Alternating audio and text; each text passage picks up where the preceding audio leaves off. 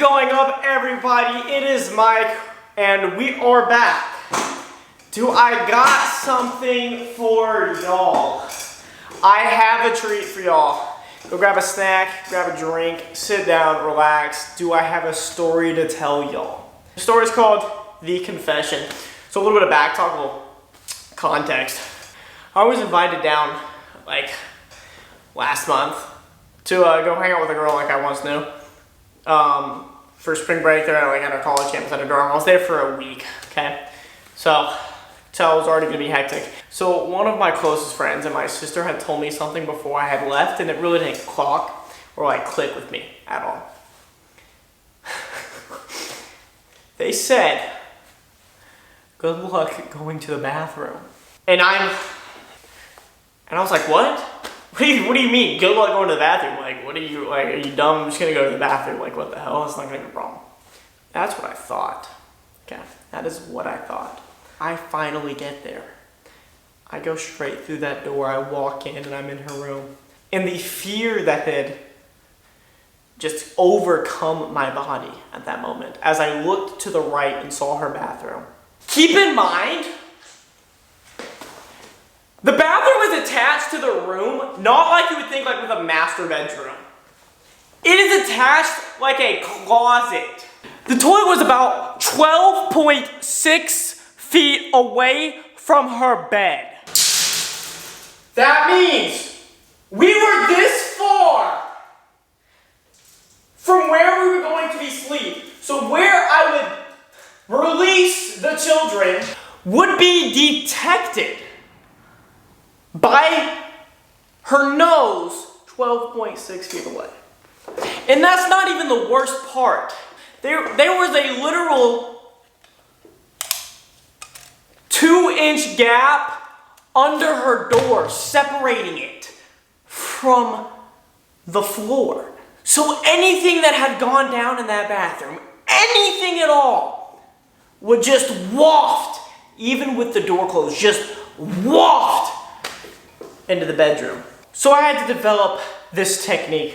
I had to channel every inch of my will into control. I had to become one with my body so I could time when I was going to use the bathroom perfectly. So we'd gone to the restaurant and I realized one thing as I walked in there. I can't just immediately go. So we sat down, I entertained it for about 5-6 minutes, and I was like, okay, it's happened, I gotta go to the bathroom. So I had developed this technique because I then realized if I had taken too long in the bathroom, she'd catch on.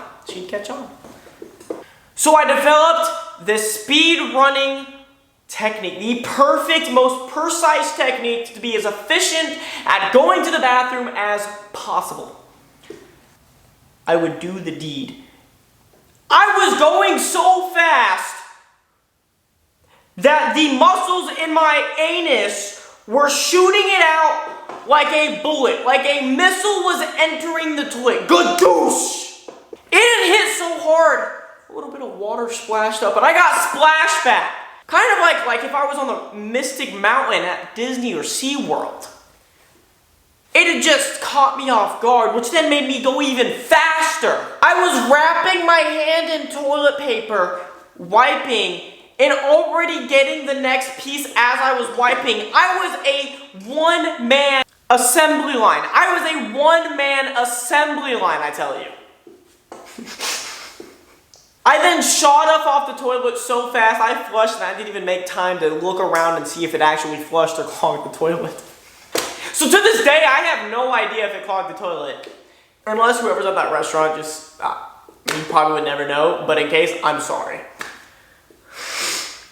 I then washed my hands so fast and I was already feeling like I was taking too much time, so I didn't even bother drying them. I didn't even rub them on my pants, nothing. I had sprinted out the door.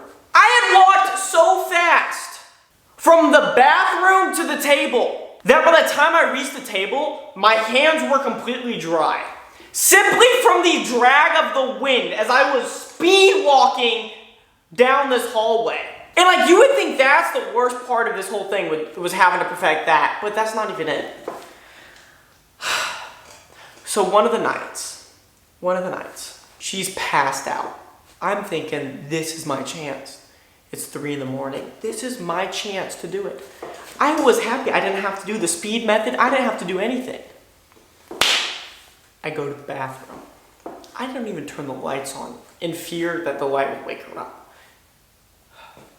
I sit down. It's pitch black. I'm telling you, pitch black. It is literally this dark.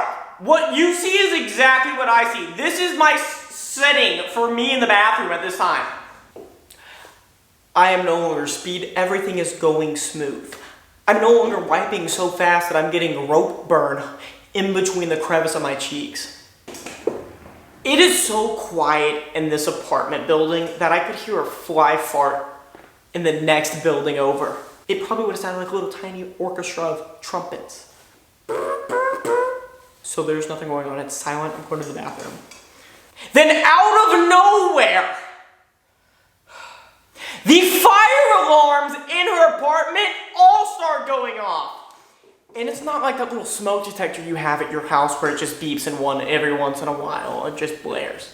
It is like high school smoke detectors throughout the whole building, flashing lights, ringing like as loud as humanly possible. Keep in mind, I'm still pitch black in the dark, pants down, trying to go to the bathroom. I then jumped off that toilet, made a wipe, still in the dark, blindly terrified that she's gonna be awakened. Everything's gonna be exposed. I had washed my hands, everything as fast as I can, pitch black. I open the door to get out. She is passed out, not even a sound. I wake her up, she's like, oh, just ignore it, it's probably something stupid. So then I go back to the bathroom, turn the vent on, life's great. I know she's not waking up. I wake up in that morning and I'm like, oh my God, the vent is still on. There's nothing on this earth that kind of shows what you have done in a bathroom that leaves behind evidence besides the smell than a vent still being on in a bathroom. So I realize I have to get out from under her, mission impossible, to the door, to then turn the vent off. And as I turn the vent off and turn around, she slowly wakes up for a second. And I have to think of, in the 0.3 seconds, an excuse to justify why I'm standing up across the room. So I just said I got a drink of water. Keep in mind, there's not a cup, there's nothing. So how she bought it is just against me. We then wake up again later in the morning, and she tells me this. Michael, go and get on your phone and turn the volume all the way up. I need to go to the bathroom. That had told me what she was doing. I had realized this whole time I've been doing this for nothing. Keep in mind, I'm 4 days in out of the 5. I'm far gone. And in that instance, that very instance, I had realized everything I have done up to this moment was pointless. She gets out of the bathroom, and I'm staring in dead silence like this. And she looks at me worried, thinking I'm disgusted about her going to the bathroom. I said, no, I'm just thinking about something. But the thing I was thinking about was how I had perfected new techniques. I had developed something I called PTSD.